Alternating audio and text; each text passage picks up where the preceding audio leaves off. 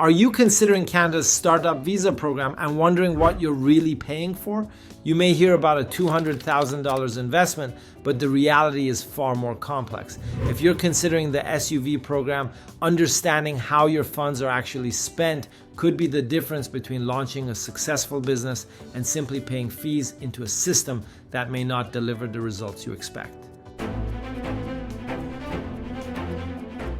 Hi, I'm Reza from Ingwe Immigration. We're a global mobility firm built on trust and expertise. At Ingwe, we specialize in breaking down barriers between countries, helping people just like you invest, live, work, and build businesses globally with clarity and confidence. We know investing and relocating can feel overwhelming, especially when it comes to something as complex as Canada's startup visa.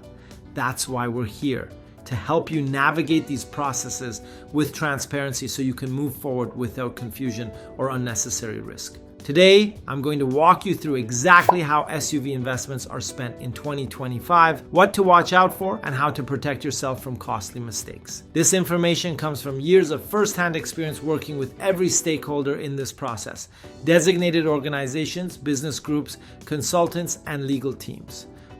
Why knowing your SUV costs matters. Most people hear about the startup visa's required investment and assume it works like real estate or donation-based visas, but it doesn't. This isn't just money in, PR out, at least not anymore. The SUV program is an entrepreneurial pathway with legal, business, and operational nuances and costs, and the reality is that where your money goes depends heavily on how much you're paying. Let me explain. The low investment range. If you're paying less than 110,000 Canadian dollars in total, excluding government fees, this is most likely how your money is being allocated. 15 to 25% tend to go to overseas agents selling the program. 50% goes to the designated organization for your letter of support. The rest is spent on immigration legal services and project management fees. Here's the concerning part. Virtually none of your funds go into the actual startup. You might be called a co-founder and investor, but in reality, you're not fueling a business. You're just fueling fees. Even worse, these arrangements are usually tied to non-priority designated organizations, meaning processing times can exceed 5 years. But what happens if you pay more? The standard investment range. At the standard investment range, around 190,000 to 250,000 Canadian dollars, things look a little better. About 50% still goes to designated organizations.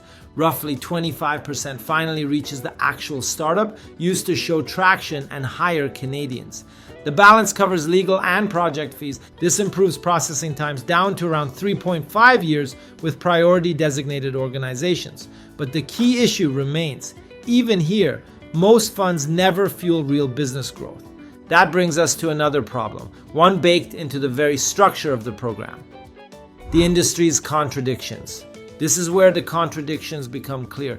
Designated organizations are supposed to support innovation, yet in practice, many act more like gatekeepers, charging hefty fees while offering minimal business involvement.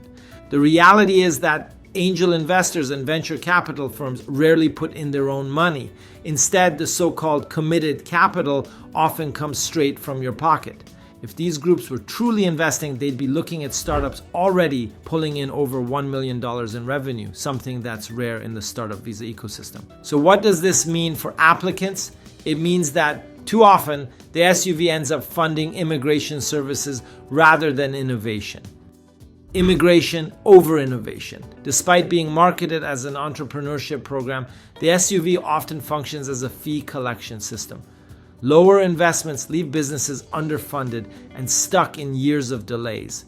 Higher investments buy faster processing, but still direct most of your money away from the business itself. The irony? The very thing needed for a startup to succeed, capital, is what gets absorbed by fees and intermediaries. So why is this such a major issue today? Because unlike in previous years, IRCC has tightened restrictions across all immigration programs, including the SUV. They are now focusing heavily on identifying which startups are genuine ventures and which are little more than paperwork dressed up as businesses. That means applicants tied to underfunded or paper-only startups are facing greater scrutiny, longer delays, and in some cases, outright rejection. The question is, how do you avoid these traps and ensure your investment leads to real business traction and ultimately a successful immigration outcome? Investor checklist. The answer: protect yourself before investing. Before signing on to any SUV deal, here are critical questions you must ask. Is there a clear paper trail of your investment into a Canadian business account? Is there a tangible plan to gain customers and revenue? Will Canadians actually be hired? Is the product real or just an MVP for show? And importantly, which designated organization is endorsing you? Beyond that, always verify if your representatives are licensed in Canada, check their track record with SUV cases, confirm they carry errors and omissions insurance, and make sure every promised service is clearly stated in your agreements. Because when you skip these steps, you leave yourself vulnerable to risky deals. Spotting risky deals. So what are the warning signs? Be cautious if you see salespeople promising unrealistic PR timelines or even guaranteed approvals. Remember, the only authority that makes the final decision is the Canadian government, and no agent, consultant, or lawyer can influence that decision. No detailed steps or agreements with licensed Canadian firms. A startup that exists only on paper, a plan, a website, and nothing else. If you spot these red flags, take a step back. They're signs that your investment may be fueling fees rather than building a business. Final thought: for years, the startup visa has provided a path to Canadian permanent residency, but too often, the structure has benefited intermediaries rather than real innovation. Today, IRCC is cracking down, demanding genuine business activity and startup traction, as it should. At Ingwe Immigration, we make sure your investment actually supports a viable business, not just paperwork and gatekeeper costs. We support your immigration journey by helping you navigate the process with clarity, avoid common pitfalls, and make informed decisions that prioritize real business outcomes and long-term success. So, if you're serious about transparency, real business outcomes, and long-term success, book your consultation or start your pre-assessment today at ingwe.ca.